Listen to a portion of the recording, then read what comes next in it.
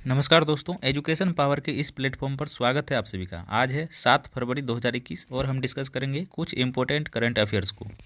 यदि आप हमारे चैनल पर नए हैं तो हमारे चैनल को सब्सक्राइब कर लीजिए। चलिए शुरू करते हैं आज के पहले प्रश्न से। आज का पहला प्रश्न है, हाल ही में ऑक्सफोर्ड लैंग्वेज के द्वारा 2020 का हिंदी शब्द घोषित किया गया है। ऑप्शन है आत्मनिर्भर भारत को, आत्मनिर्भरता को, सक्षम को या फिर आत्मनिर्भर को। इसका आंसर हो जाएगा ऑप्शन सेकेंड, यानी कि आत्मनिर्भरता को हाल ही में ऑक्सफोर्ड लैंग्वेज द्वारा वर्ष 2020 का हिंदी शब्द घोषित किया गया है।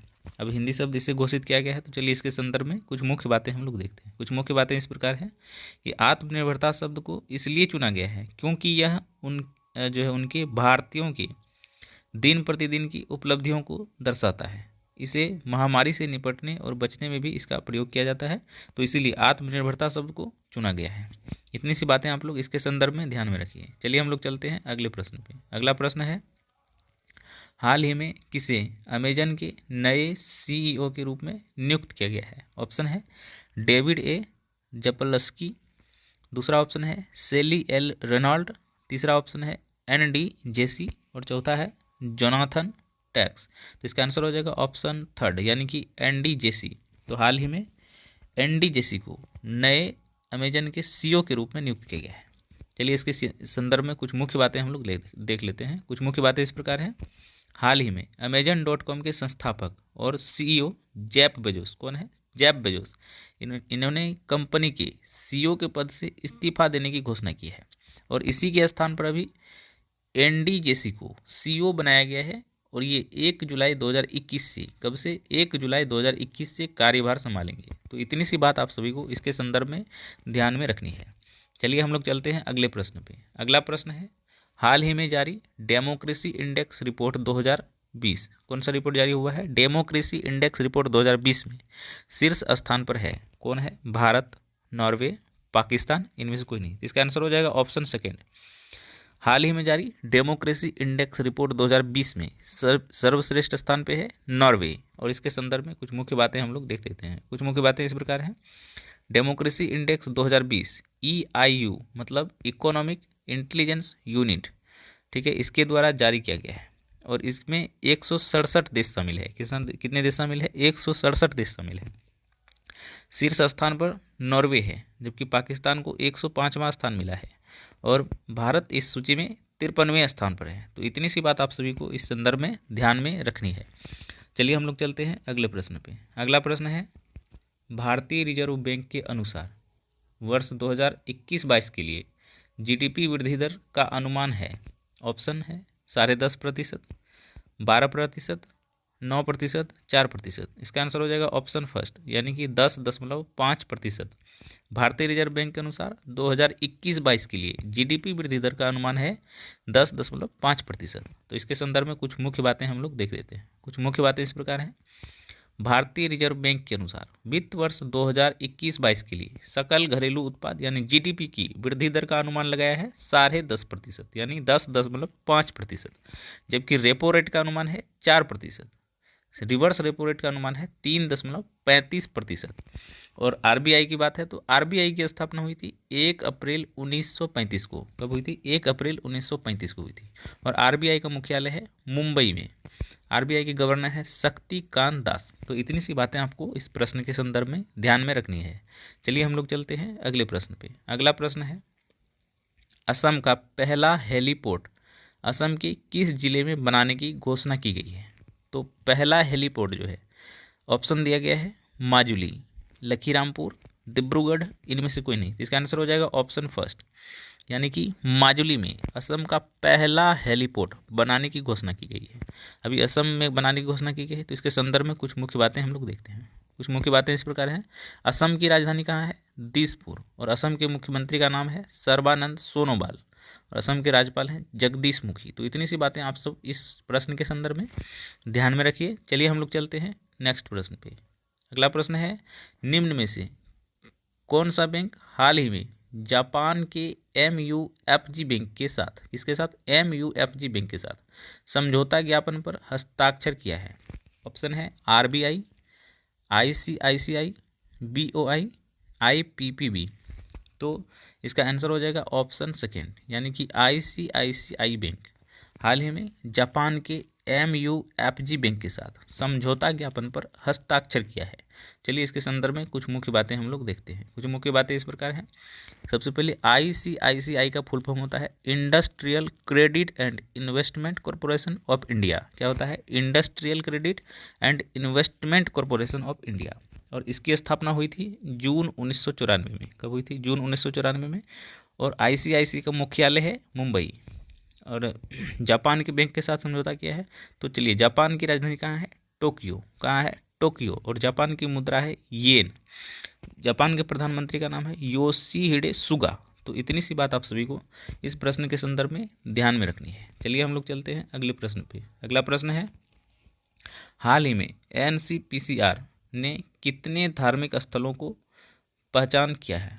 ऑप्शन है 50, 70, 5, 12। इसका आंसर हो जाएगा ऑप्शन फर्स्ट, यानी कि 50। हाल ही में NCPCR ने धार्मिक स्थलों के रूप में 50 स्थानों की खोज की है, पहचान की है। चलिए इसके संदर्भ में कुछ मुख्य बातें हम लोग देख लेते हैं। कुछ मुख्य बातें इस प्रकार हैं। हाल ही में NCPCR ने बाल श्रम के प्रति शून्य सहिष्णुता सुनिश्चित करने के लिए हस्तक्षेप करने वाली 50 धार्मिक संस्था की पहचान की है। अब NCPCR का फुल फॉर्म होता है national commission for protection of child. क्या होता है? National commission for protection of child. NCPCR की स्थापना हुई थी 2007 में। कब हुई थी? 2007 में। और NCPCR का मुख्यालय है नई दिल्ली में। कहाँ है? नई दिल्ली में। और अध्यक्ष हैं प्रियंक कानूनगो। इतनी सी बातें आप सभी को इस प्रश्न के संदर्भ में ध्यान में रखनी है। चलिए हम लोग चलते हैं अगले प्रश्न पे। अगला प्रश्न है, हाल ही में किस आर्द्र भूमि को पक्षी अभयारण्य के रूप में घोषित किया गया है? ऑप्शन है कलिवली आर्द्र भूमि, अष्टामुदी आर्द्र भूमि, भोज आर्द्र भूमि, हरिके आर्द्र भूमि। इसका आंसर हो जाएगा ऑप्शन फर्स्ट, यानी कलिवली आर्द्र भूमि को हाल ही में पक्षी अभयारण्य के रूप में घोषित किया गया है।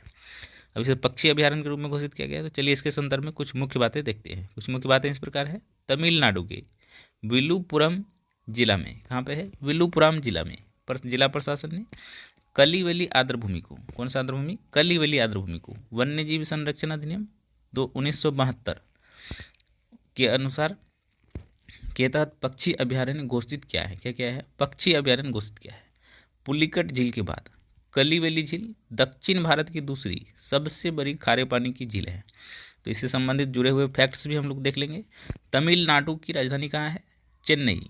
और तमिलनाडु के मुख्यमंत्री का नाम है E.K. पलानीस्वामी, यानी एडापड्डी के पलानीस्वामी। इतनी सी बात इसके संदर्भ में ध्यान में रखना है। और बात है तमिलनाडु की, तो तमिलनाडु के राज्यपाल का नाम है बनवारी लाल पुरोहित। क्या नाम है? बनवारी लाल पुरोहित।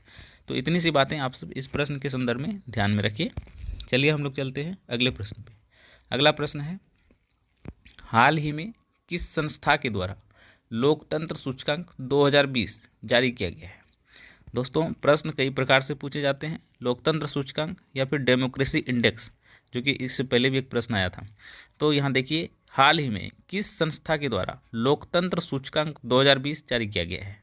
ऑप्शन है विश्व आर्थिक मंच, यूरेशिया समूह, वित्तीय कार्यवाही कार्यबल, और चौथा है अर्थशास्त्री खुफिया इकाई। तो इसका आंसर हो जाएगा ऑप्शन फोर्थ, यानी अर्थशास्त्री खुफिया इकाई, यानी EIU, इकोनॉमिक इंटेलिजेंस यूनिट।